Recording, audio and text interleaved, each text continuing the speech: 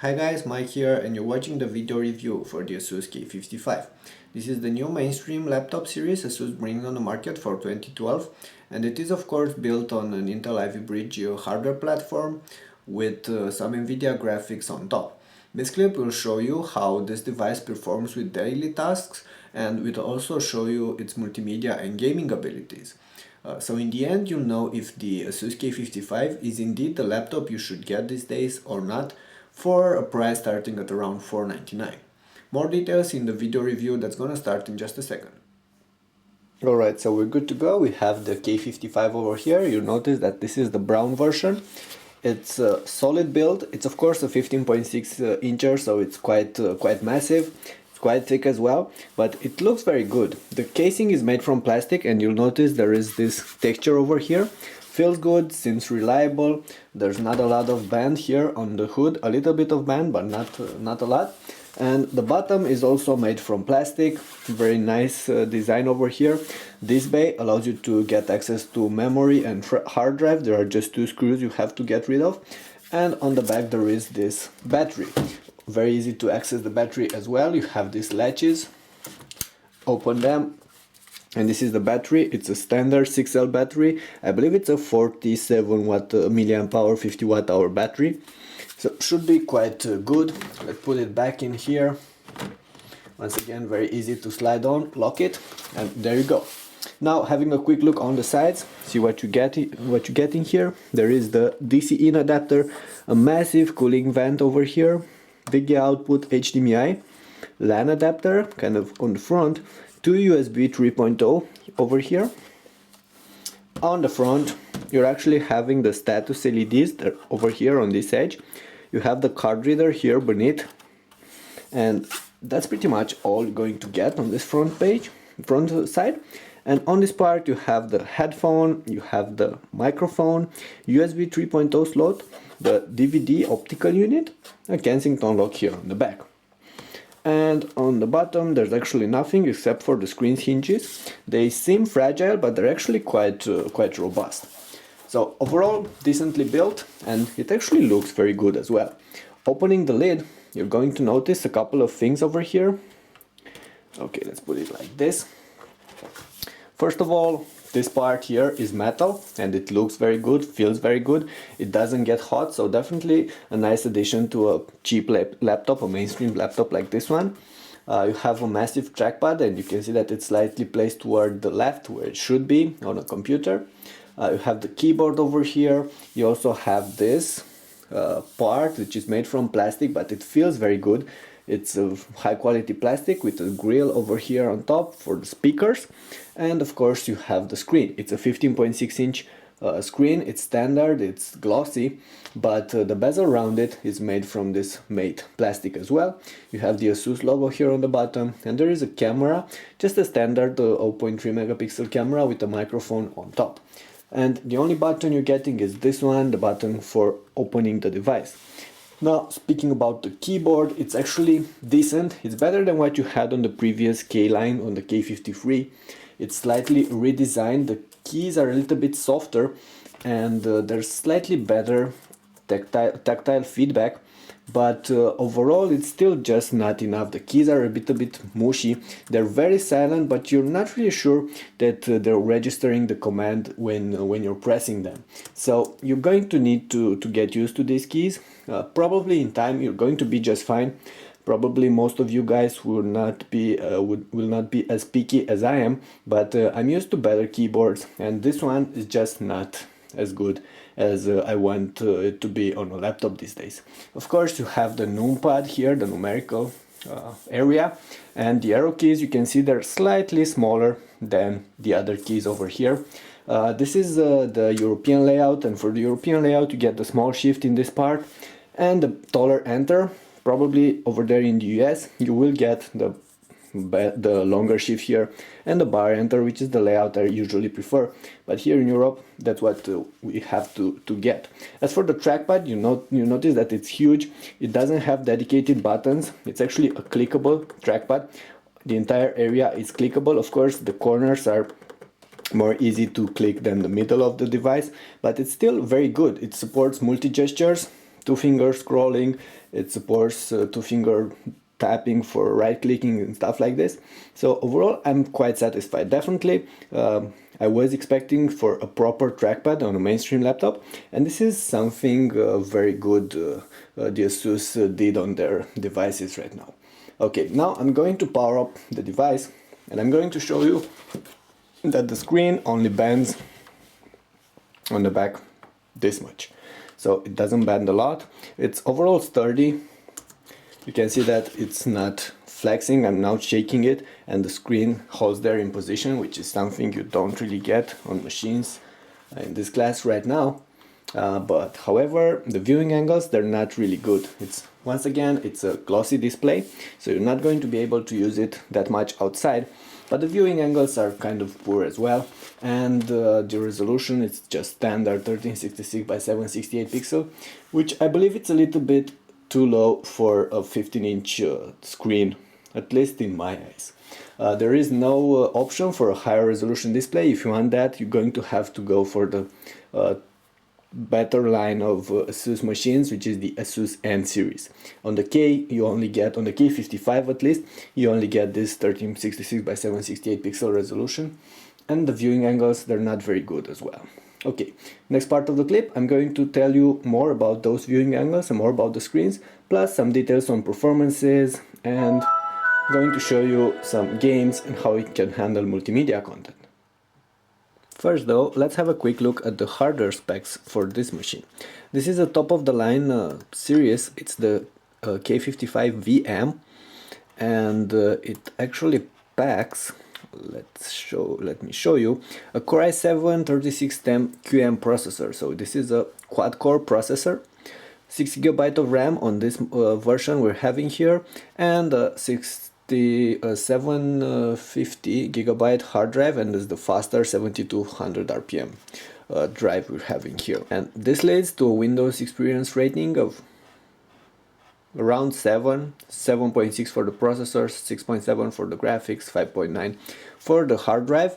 And in terms of graphics, what we're having here, it's the Nvidia 630M chip, dedicated graphics, and you also have, of course, the integrated graphics, and they're managed by Optimus. So if you need battery life, you're going to use the integrated graphics in the processor. If not, you're going to use the dedicated chip. Okay, now having a look at those viewing angles, you'll notice that if you're leaning the screen on the back, the viewing angles quickly turn quite poor. And also the image seems a little bit grainy, at least in my eyes. Not really fond of the image quality here, but hey, can't really have them all. This is still a cheap laptop and it's decently. Now let's have a quick look at its video capabilities, and I've just installed this VLC player. Have a couple of samples here. I'm going to show you strictly the 1080p 40 megabits per second clip, and if this is going to work, all the others will work as well. Okay, so notice that it's working, and it's working properly. Also going to hear the sound quality. I can't really say that it's very good.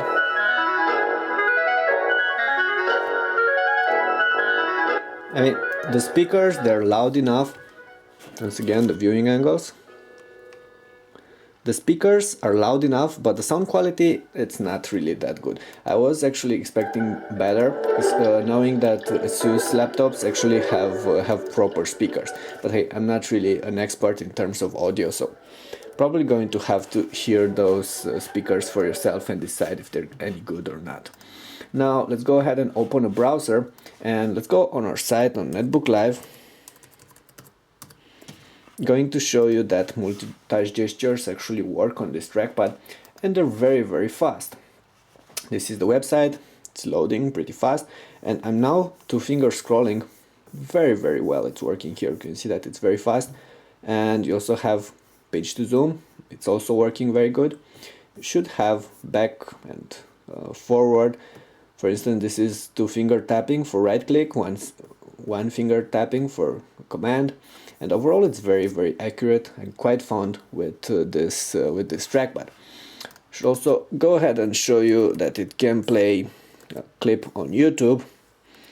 Okay, and we have the Dark Knight trailer, and I'm gonna show you this one because it allows you to play original quality from YouTube, which is something above 1080p quality. Going to notice that it's working perfectly. Bruce, So this is a flash clip from YouTube. It's very good. Seeking it's fast. So there's actually nothing you can ask more from this one. And of course, if YouTube is going to work, HD Netflix is going to work, Hulu and all the streaming services, I can't really show them to you because they're not available outside the States, and I'm outside the States of course, but they will work, trust me. Okay, also going to show you right now a couple of games, and let's see how this one can handle those. First I'm going to show you this quick Crysis 2 scene over here. We're in gamer mode and high performance selected for the computer, and it's actually running quite smooth here. I don't know where this enemies are.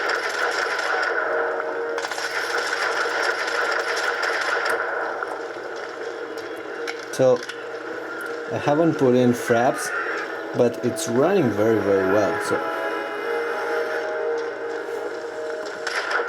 no reason to complain here. Of course, this is just gamer mode. If you want more details, the game is probably going to lag a bit, but if you're fine like playing like this is going to be quite nice. So that was of course Crysis 2, and this is of course Call of Duty Black Ops. Going to show you this one. These are the settings, standard resolution, and we're in high details. I'm gonna press apply, and let's see if the game is going to be playable with this. No, with these settings. Sorry for that. Mission select.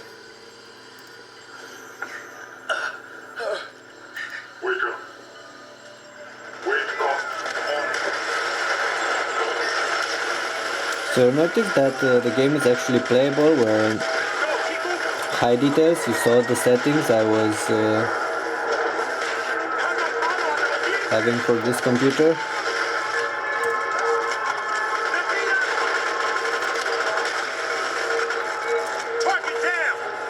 So definitely running very smoothly here, and we're in high details. Probably if we were running on lower details, it actually would have been even better.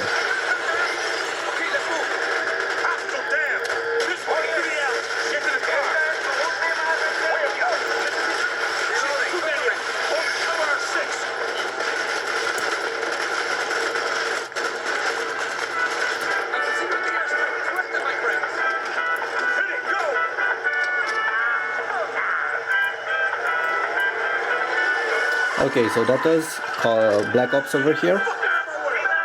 Those were the only games I wanted to show you right now. What's important is that this device doesn't get hot. I mean, it gets hot on the bottom, but not very hot, not disturbingly.